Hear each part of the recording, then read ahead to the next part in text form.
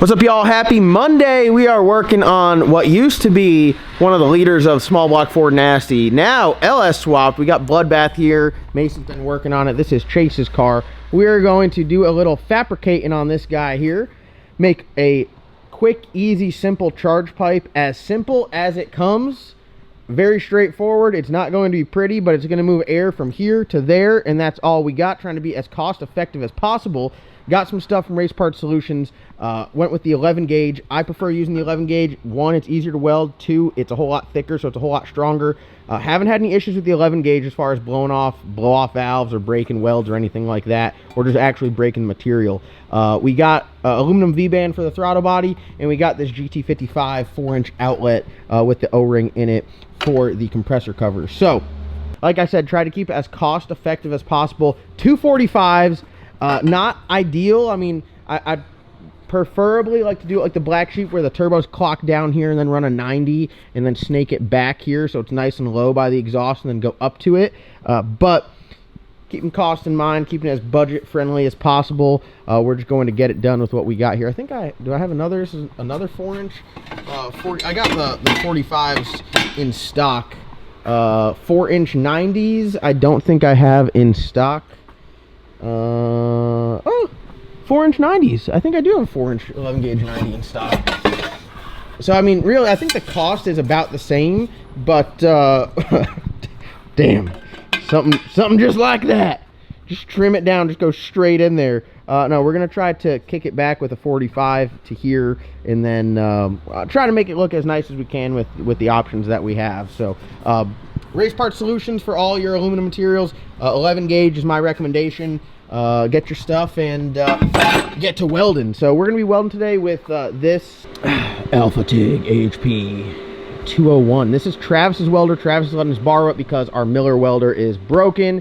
You guys know I am not an expert fabricator, but I can stick some stuff together. So we're gonna help Buddy out here and get a little sticking stuff together action going on. This video, Monday, it's like 10 o'clock right now. Getting it out by noon doesn't seem too likely, but we'll give it a shot. We'll see how quick we can get this stuff knocked out. I'm hoping if I can get this all done, I'd say within an hour, 45 minutes or so, I'd be pretty happy. Quick, little, simple charge pipe, get her on there. I'm going to try to do some welding on the car as far as the pipes go, but I'm going to weld on the table for welding the compressor cover and the throttle body. So it's very important for the throttle body here. We're going to try to keep it cool. Let's get this V-band assembly out. Some little tips and tricks that we're going to do here. We're going to weld this guy right on there. Let's see, it fits perfect. This is straight up China boy action, as you can see. Look at that. Big thing is just not let anything warp. I'm not known to be the best at not letting anything warp, so we're just going to give it the old college try. Get everything all cleaned up. It's very, very, very important with aluminum that you clean everything really good. Guys, this is the equivalent of you guys at home going and getting this. I think it's like an $800 welder and building your turbo kit yourself. I'm not an expert fabricator. I'm not trained in fabrication. This is just going out there and doing it. The more you do it, the better you get, so on and so forth. So my recommendation to you guys is go out there and do it. So let's get some shit done. It's Monday. Let's get some stuff knocked out. All right, so I like to put the female on the throttle body. I'm gonna get this tacked up real quick, and then we'll see how much. You gotta take the rubber O-ring out. Don't smoke your O-rings. We'll see if we can keep it from getting warped. So we'll just get this guy all centered up. First thing you gotta do before we get too far into this, let me look around and see where my stuff is. You gotta wipe everything down with acetone. Make sure everything when you're welding aluminum is extremely, extremely clean. Any issues, any dirtiness, any imperfections will show up.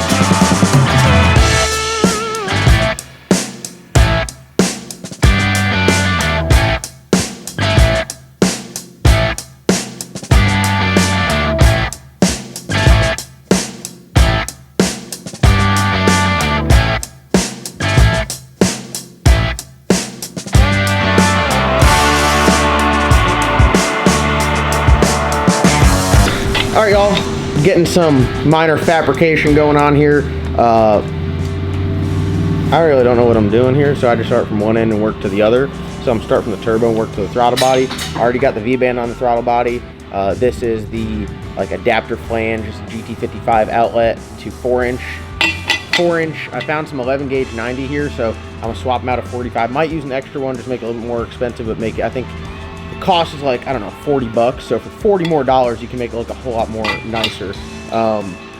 Instead of just having like 45, 45, put a 90 off the turbo, clock it up at an angle, and then you have two 45s in from there. Maybe look a little bit more fluid. One thing that we do with all of our turbo kits here, very happy that Steven from Rock Solid Motorsports, Steven does amazing fab work. I'm not comparing my stuff, but some people just do like a bunch of pie cuts and like hard angles. If you look at the Black Sheep, if you look at Slick Rick, if you look at the Bad Apple, they all have very smooth curves. We don't really cut anything in the bends. We cut at the ends of bends, or we'll make it a smaller bend.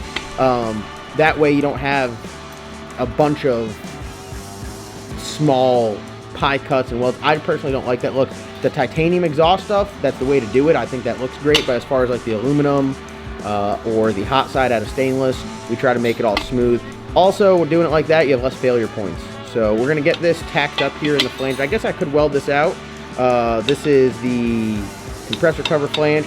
Very important not to warp this guy, so we're gonna try to be as careful as possible with this guy here and make sure that we are getting it stuck on there the way we should. So I'm gonna have Mason hold it, get everything tacked up, and then we'll go to burning it in.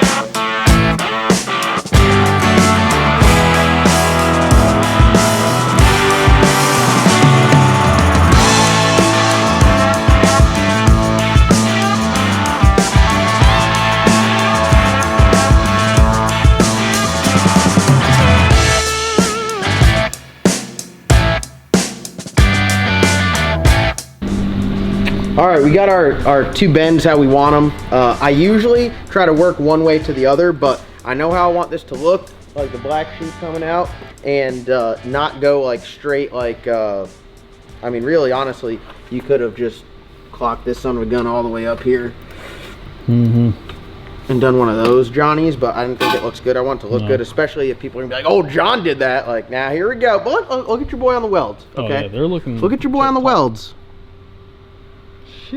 For a non-fabricator, for a true fabricator, I think it's okay. I think it's okay. I think it looks so good. This is what I have in mind. I think I'm going to just throw Chase's budget out the window and just do whatever we got to do to make it work. So I want to potentially put like a 90 here to a 45 that way, because I don't think a 45 will get it done. 145 don't, but I guess it could potentially if you get this angle right. I'll say you got to get the angles matching. I think it's possible. You think? There's no way, because this thing would have to be like, damn. Yeah, that's what I'm saying. There is a way. It's just.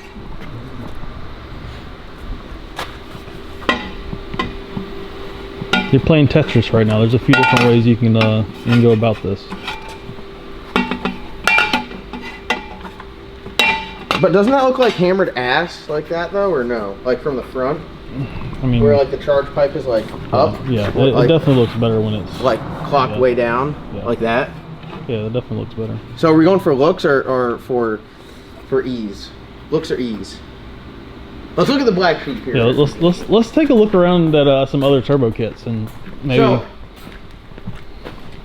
see, this is a lot of compound bends. Oof. This has one more 45 than I got. This has got one more than I got. Oh, God. See, it would work perfect, right, if I had another 45. But also, there's a lot less room. Look at how much lower this turbo is. Yeah, it is. Compared, and how high that is. Like, that's a lot shorter of a run as well. So, those are working against us. Yeah. Maybe just a piece of 4-inch, like, vibrant silicone to. Oh, you put a coupler right in the middle. Yeah, just of put a it? coupler Oh, right in the middle of it. shit. Just, technically speaking, they're both fixed, right? They're both V-banded on there. There is no place, so technically speaking, it would work, but we're not going to do that. We're not going to do that.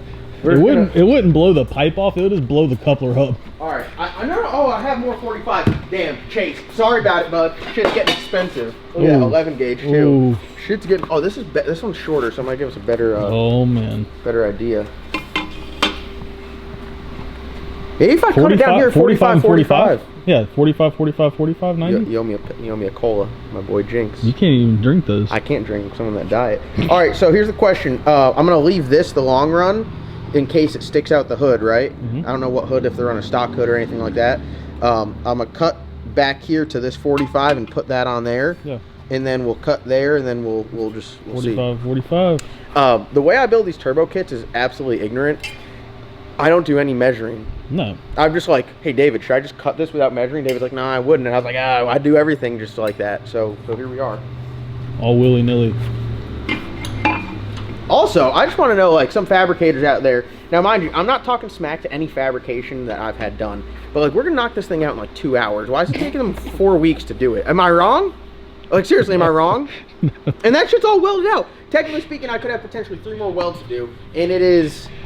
I've been working on this for 52 minutes. So. Yeah. All right. Set this down. Let's make some cuts. We'll get some mocking up going on. A few moments later. What? We're like an hour and a half into this. I think so. We got it all fit up. Took a little bit more time because instead of cutting, I just kept hitting it with a grinder. I use row arc fab for all of my shop supplies, my drill bits, my step bits, my flap discs, my cutoff wheels. They have a aluminum flap disc. David, Dangerous. It is insane. It's like a lathe. You can only run it by and you can watch it just peel the material 3 off. seconds and you had like a quarter to a half inch. Oh yeah, it was gouge in the aluminum. Yeah, you gotta be careful with it. It's 11 gauge aluminum too. That's not thin aluminum. No, row arc fab. Check them out. Their link will be in the description below. All your shop supplies. If I have a discount code, I'll put it up there with it. But right now, we got everything mocked up. I got like 1 or 2 like fitment issues where it's not like perfect, but it's close enough where I'm just gonna burn it in. I like to weld the charge pipe as much as I can on the car. That way, any warping, the V-bands kind of hold it. So we got it in there. I think it looks good. I mean, what do you think? I mean, better than just like 245s. I mean, I think it's got some character to it. So hopefully Chase likes it. Hopefully we can weld it and my welds look like the rest of those and we finish strong and it looks good. This is where it really tests my patience. Overall, I mean, the Alpha TIG, badass unit. So I'm gonna get to burning this stuff in and we'll see how it looks.